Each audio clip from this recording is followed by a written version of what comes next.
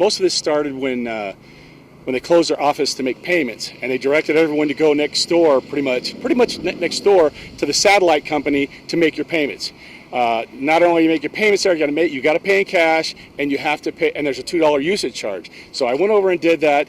I didn't know, unbeknownst to me, that this system that they've instituted takes 5, 7, sometimes 12 days for the payments to be posted to Utilities Inc. Utilities Inc. has no grace period for payments. If you are 1 day late on the payment, you have a $10 late charge. So these charges started coming up. I started calling them because I didn't understand that there was no grace period. I said, well, I'm on the fixed income. There's a lot of people. I live in an apartment complex. We all get the same late charges. So that kind of drew a red flag to me. I called them up, and we started back and forth to where I called the Public Utilities Commission, and I said, look, they're charging these late fees after they've closed the office to payments. Not only do we have to pay an extra fee, but the late payments posting are causing $10 late fee charges.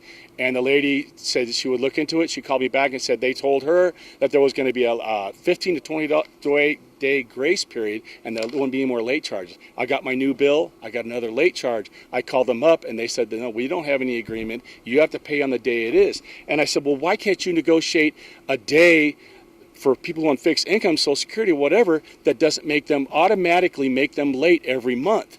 And she said, well, we don't control that. PUC set this whole system, the billing cycling system. And I said, well, I've got bills here that showed you took the bill, you measured my water the same day, but the billing was on different dates.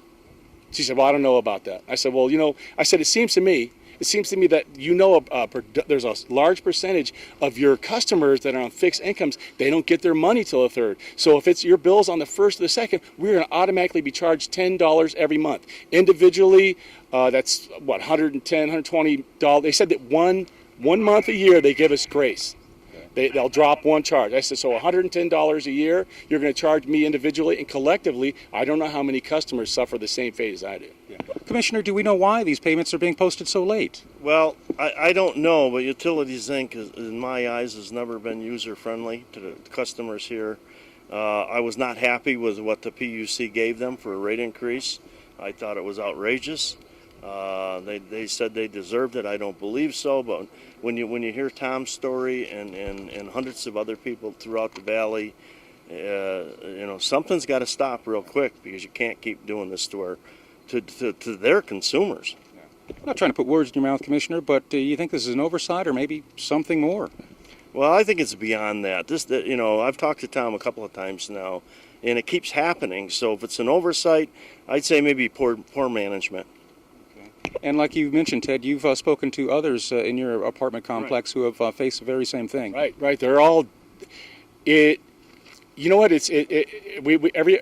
We are on fixed incomes. We are at the subject and mercy of these utilities companies. Basically, they have a monopoly, and instead of practicing good business practice, as far as I'm concerned, they discovered a system, maybe accidentally, I don't know, that facilitates late charges every month due to the way they're cycling and their billing practices are, and they refuse to even compromise or even question it. I talked to them. They said that's the way it is. There's nothing to say about it. And I just want to say that I called Mr. Boraski here, and he jumped right on it. He said, "Come on over," and he was right in with me on this. And like I said, this is just not. I mean, we have like 40 individual different units, but there's a lot of people out there, and you add $110 a year.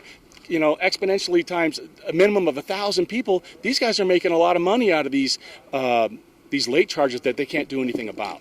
And we know, Commissioner, other companies that provide various services offer grace periods for their customers. Well, yes, Selwyn, they do. And why Utilities Inc. doesn't, again, it's a privately run utility, and I guess they set their own rules. They do what they want, but again, I think the service to this community is poor at best.